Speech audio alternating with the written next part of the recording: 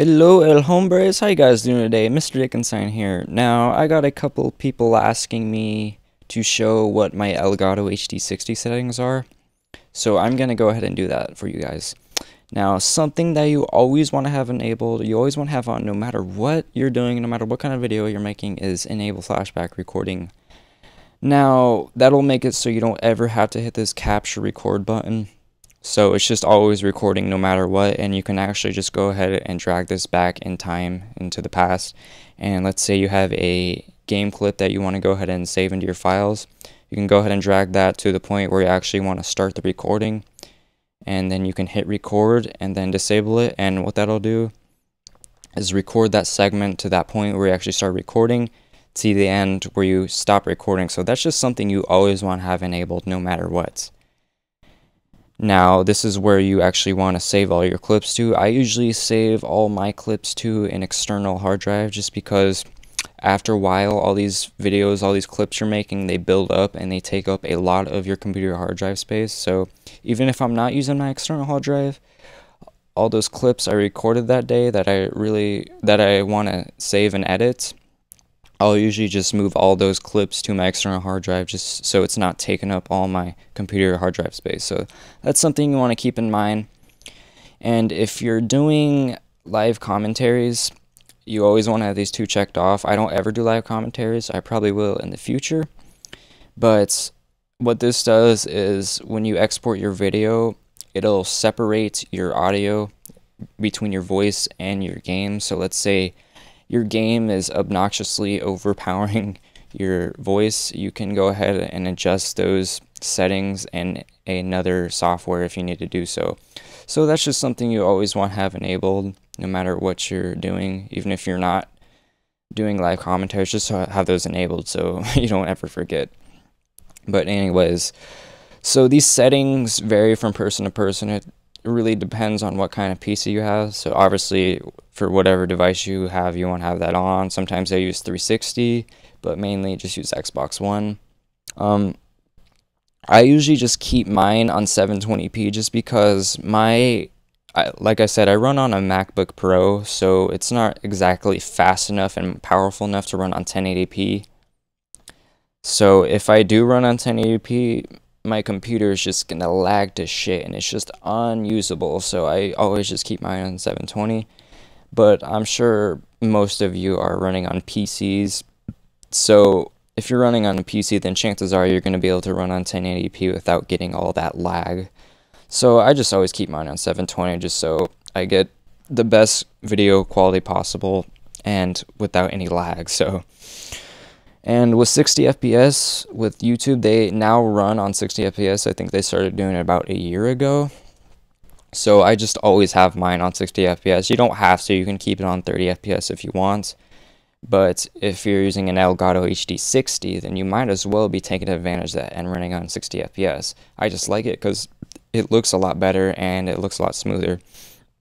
And with video quality, I just always keep mine on best because I just like to get the best video quality possible that I can get out of my videos. And if you don't want a big file size, like if you're recording a really long video and you don't want a huge file size, then you might want to bring this down a little bit. See, as you can see when I'm on best, it's 26.2 megabytes per second and 11.9 gigabytes an hour. And if you take that all the way down in between like good and better, as you can see, it'll decrease to 13.6 megabytes per second and 6.2 gigabytes an hour. Let's see what it goes to when it's at good. So as you can see, it'll be at 7 megabytes per second and 3.3 gigabytes an hour. So that's a huge difference between best and good and file size. So if you don't want like I said, if you don't want a huge file size, then you might want to take this down in between like better or good or just better, you know, whatever. It's just personal preference. But if you want the best video quality possible, then you might want to just stick at best. But if your computer's slow and can't handle that, then you might want to just go down in between good and better. But like I said, it varies on person to person. So, and my picture settings, I don't ever mess with these. I just keep them at neutral and 0. Just because it's not really necessary to adjust these, because you can go ahead and color correct it later. You can go ahead and color correct your video later on in another video editing software, so it's really not necessary. Plus, the thing I notice is when you adjust these, they also affect the settings on your TV. So let's say you have a really high brightness on your TV that's just already too bright for you, and if you adjust this, if you put this up more, it's gonna make your TV that much more brighter.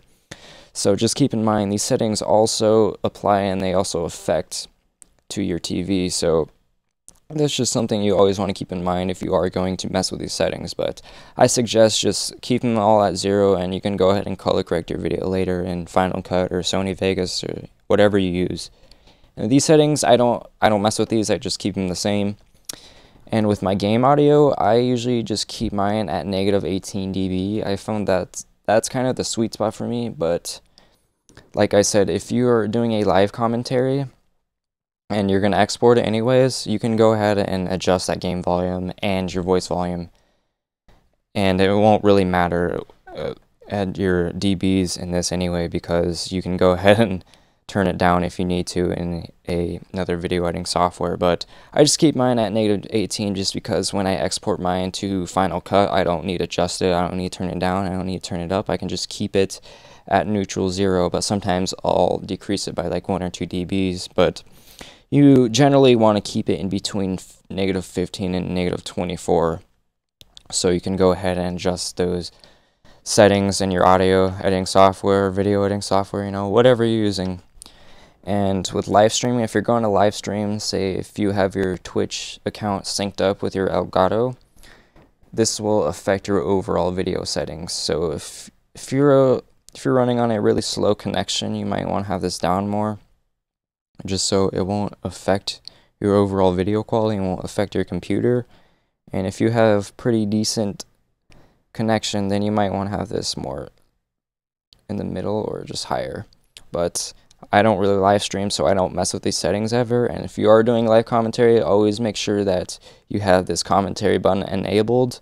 And like I said, when you export this video, your voice audio and your game audio will be in separate audio tracks, so you can adjust that as needed in a different software. But anyways, guys, I hope those settings really help you a little bit. Like I said, it varies from person to person. If you do have a fast enough computer, you can go ahead and run in 1080p anyways, but mine's not fast enough, so I just keep mine at 720. And if you don't want a big huge file size, then you can adjust this as needed. But anyways, guys, I hope that really helps you a little bit. I hope this was a little bit informative for you, and in my next video, I'm actually going to go ahead and show you guys my render and my export settings and Final Cut.